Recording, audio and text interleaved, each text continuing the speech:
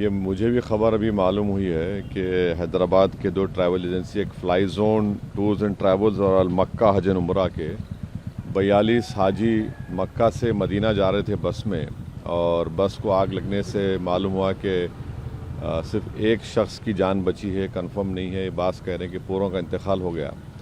तो मैंने Indian embassy Riyadh में जो DCM है अबू मैथन जॉर्ज साहब से मेरी बात हुई, और उन्होंने मुझसे कहा कि कौंसल जनरल जिद्दा भी और वो ख़ुद इस पर मालूमात हासिल कर रहे हैं और जो भी ज़रूरी कार्रवाई करना है वो करेंगे।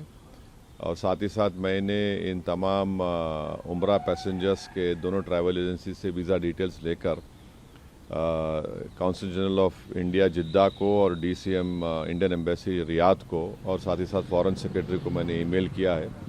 मेरी भारत सरकार से और ख़ास तौर से एक्सटर्नल अफेयर्स मिनिस्टर से जयशंकर साहब से ये रिक्वेस्ट है कि वो इमीडिएटली इस पर देखें, और अगर जिन लोगों की डेथ हुई है उनके परिवार ये चाह रहा है कि उनकी डेड बॉडीज़ जल्द से जल्द इंडिया को लाई जाए, और अगर कोई उसमें ज़ख्मी है तो उनको अच्छी से अच्छी वहाँ पर उनको इलाज हो सके।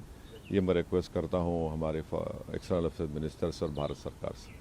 सर, दिल्ली में अभी हाल ही में जो ब्लास्ट हुआ है, मुफ्ती जी कह रही हैं कि भारत बता रहा है कि कश्मीर कितना सेफ़ है, लेकिन दिल्ली के में जो ब्लास्ट हुआ है, दिल्ली भी अब सेफ़ नहीं है। जो केंद्र की पॉलिसीज़ है वो पॉलिसीज़ ऐसी है कि कश्मीर नहीं, दिल्ली भी अब देखिए, वो मेरा मानना ये है कि जो टेररिस्ट एक्शन दिल्ली में हुआ, अब तो NIA ने कहा कि सुसाइड बॉम्बर था, हम उसका कंडेम करते हैं।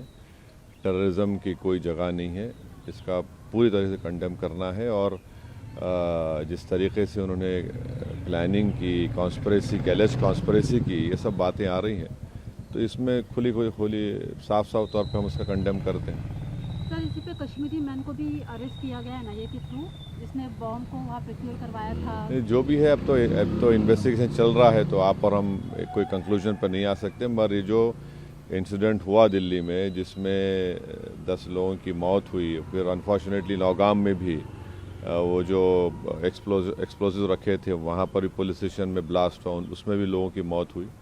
वो भी हमारे लिए तकलीफ दे बात है।